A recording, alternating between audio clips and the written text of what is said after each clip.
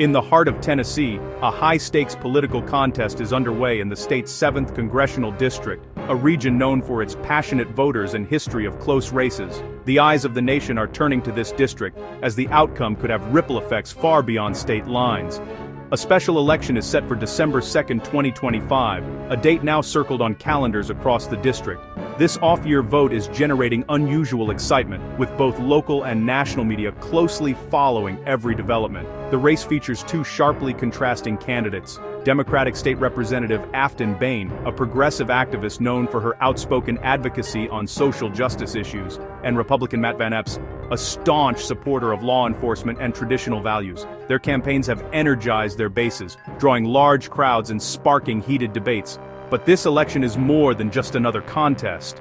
It's become a referendum on the future of public safety and policing in Tennessee. Voters are being asked to decide not only who will represent them, but what kind of policies will shape their communities for years to come. The seat became vacant unexpectedly, following a sudden resignation that caught many by surprise. This rare off-cycle vote has upended the usual political calendar, drawing national attention and resources to a district that's now seen as a potential bellwether. At the center of the campaign is Bain's history of statements about abolishing or defunding the police, positions that have become lightning rods for controversy. Her opponents have seized on these remarks, making them the campaign's central flashpoint. Critics argue that her views are too radical for the district, warning of potential risks to public safety. But her supporters counter that she's raising urgent questions about justice, accountability, and the need for reform in law enforcement. The debate here mirrors the national tensions that erupted after George Floyd's death in 2020, with passionate voices on both sides demanding to be heard. The legacy of those protests continues to shape the political landscape, making this election feel especially consequential. As Election Day approaches, Bain's activism and rhetoric are under intense scrutiny from both the media and her political opponents. Every statement, every past action, is being dissected and debated in the public arena. Voters now face a critical decision, weighing not only the candidates' current platforms, but also their histories, values, and visions for the future. The stakes feel higher than ever. The outcome will send a powerful signal about whether calls for change or arguments for tradition resonate more deeply in this deeply divided district, and perhaps across the country. With both parties watching closely, this race is seen as a crucial bellwether for the direction of American politics in the years ahead. Afton Bain is a rising force in Tennessee politics, known for her passionate advocacy and bold approach to leadership. Her journey into the political spotlight has been marked by a deep commitment to social justice and a willingness to challenge the status quo, even when it means taking on powerful interests. She was first elected as a state representative in 2023, quickly making her presence felt in the halls of the Tennessee state capitol. Her election signaled a shift, bringing a new generation of leadership to the state legislature. Before holding office, Bain was already well known as a prominent activist, dedicating years to organizing for progressive causes and amplifying the voices of those often left out of the political process. She worked as a regional director for Indivisible, a grassroots organization recognized for mobilizing citizens and pushing for bold reforms on issues like healthcare, voting rights, and economic justice. Her activist roots continue to shape her approach in office. She's unafraid to tackle controversial issues head-on, which has earned her both loyal supporters who admire her courage and fierce critics who question her methods. During her time with Indivisible, Bain advocated for defunding police departments and reallocating resources to community programs, reflecting her deep commitment to reimagining public safety and challenging traditional power structures. As a legislator, she's brought her organizing energy and grassroots perspective to the State House, championing progressive policies on issues ranging from criminal justice reform to expanding access to healthcare and education. Supporters argue that her real-world experience as an organizer makes her an authentic and relatable voice for marginalized communities, someone who truly understands the struggles faced by everyday Tennesseans.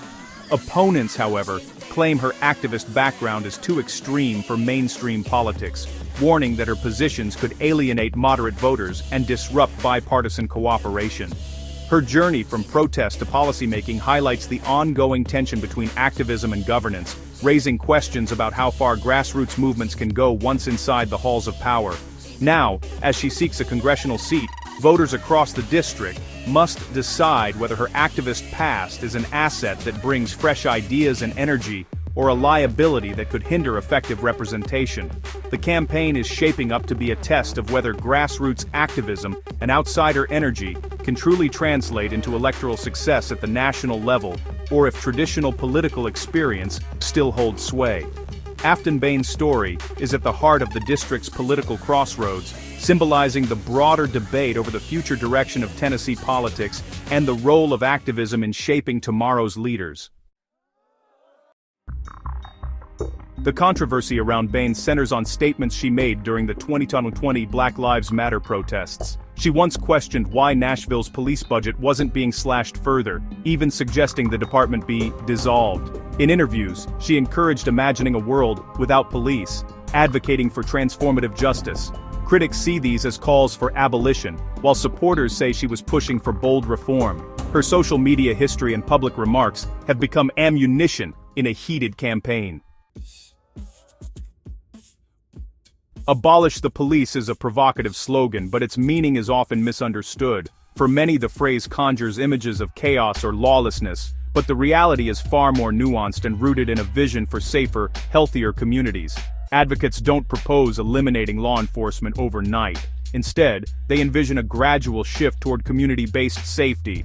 This approach involves rethinking what public safety means and who is best equipped to provide it. The idea is to reduce police roles and invest in alternatives, mental health teams, social workers, and programs addressing poverty and education. By redirecting resources, supporters believe communities can address the root causes of crime, such as lack of opportunity, trauma, and unmet needs. Proponents argue that true safety comes from healthy, well-resourced communities, not just policing. They point to evidence that access to housing, healthcare, and education can prevent crime before it starts. They question why armed officers respond to nonviolent crises, suggesting specialists could handle these situations better. For example, mental health professionals or social workers may be more effective in de-escalating certain incidents. The goal is to transform public safety by shrinking police responsibilities and building up support systems. This means investing in services that help people before problems escalate, rather than relying solely on law enforcement after harm has occurred. It's a radical vision, challenging the belief that police are the only answer to crime. The movement asks society to imagine new ways of keeping each other safe. Supporters see it as a blueprint for a more just society, where everyone's needs are met and safety is redefined as collective well-being. Critics, however, view it as unrealistic and risky, raising concerns about public safety and the challenges of such a dramatic transformation. Defunding the police is seen as a practical step short of abolition. The idea cut police budgets and redirect funds to social services like education, mental health, and housing. Supporters argue police are often tasked with problems they aren't trained to solve, like mental health crises or homelessness. They believe reallocating resources to trained professionals would lead to safer, more effective outcomes. Investing in prevention, after-school programs, addiction treatment, affordable housing could reduce crime at its roots. The movement isn't about eliminating police but about rethinking public safety priorities. Advocates say it's time to move beyond a one-size-fits-all approach to complex social issues. The goal: build communities that are safe, healthy, and equitable for all. Opponents worry this approach leaves communities vulnerable. Many, including law enforcement and much of the public, strongly oppose defunding or abolishing the police. Critics argue these ideas are dangerous, risking public safety by weakening emergency response and crime deterrence. They see police as essential protectors, especially in high-crime areas.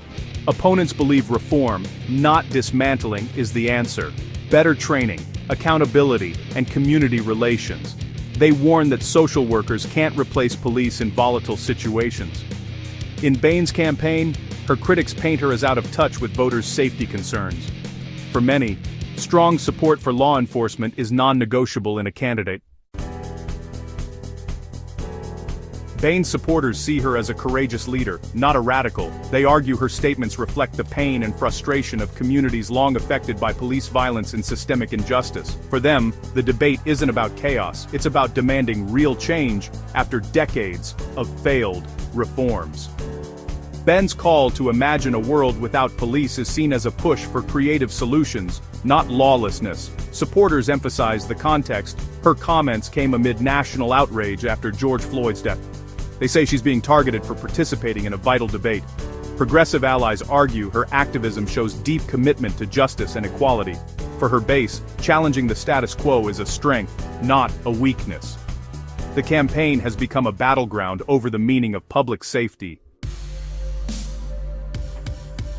Tennessee's 7th District is a Republican stronghold, with a history of overwhelming support for conservative candidates. The district's demographics, predominantly white, suburban and rural, favor traditional values and strong law enforcement. Bain's progressive platform faces an uphill battle, especially given her past statements on policing. For many voters, police are seen as protectors, and anti-police rhetoric is a tough sell. Still, there are pockets of Democratic support, especially near Nashville. Ben's campaign tests whether a message of change can resonate in a deep red district. The election is a clash of ideologies, with policing at the center. Republican strategists hope fear of radical change will drive turnout. Democrats hope Bain's passion will inspire new voters. The result will reveal much about the district's, and perhaps the nation's, political mood. As Election Day nears, the debate over Bain's policing views defines the campaign. Voters face a stark choice: stability and traditional law enforcement, or transformative change and reform. Ben's past activism is both a rallying point and a political risk. The campaign highlights the challenge for progressives in conservative areas. Activist rhetoric can become a liability. Regardless of the outcome, the questions raised about policing, public safety, and justice aren't going away. This election is a microcosm of America's broader struggle over crime, punishment, and the future of community safety. The voters' decision will echo far beyond Tennessee's 7th District.